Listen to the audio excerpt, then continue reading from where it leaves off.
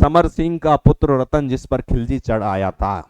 पंक्तियां सुन लीजिए, आपको याद हो जाएंगी और घटनाक्रम भी याद हो जाएगा। चित्तौड़ का पहला साका मैं आपको बता रहा हूं, इतिहास पढ़ेंगे तो विस्तार से बात कर लेंगे, लेकिन यहां मैं चित्तौड़ किले की बात कर रहा हूं। चित्तौड़ किले की बात जब चल रही है और खिजराबाद जब शब्द आया है तो बताना जरूरी हो जाता है कि समर सिंह का पुत्र रतन जिस पर खिलजी चढ़ आया था, काया माया का प्यासा होकर पद्मा लेने आया था, गोरा बादल की वीर कथाएं और पद्मा की कुर्बानी, रतन सिंह का केसरिया सुन आंखों में आता पानी, युद्ध जीतकर मगर हार कर खिलजी खिजराबाद कर गया।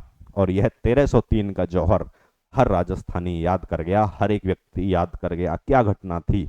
अलाउद्दीन खिलजी का आक्रमण हुआ चित्तौड़ किले पर।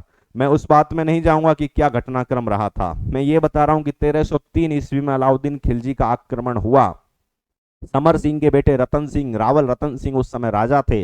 रानी पद्मिनी को प्राप्त करने के लिए या अपने राज्य के विस्तार करने के लिए अलाउद्दीन खिलजी ने आक्रमण किया था।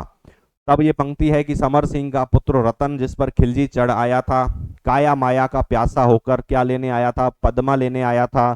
गोरा बादल सेनापति थे रतन सिंह के, गोरा बादल की वीर कथाएं और पद्मा की कुर्बानी, रतन सिंह का केसरिया सुन आंखों में आता पानी।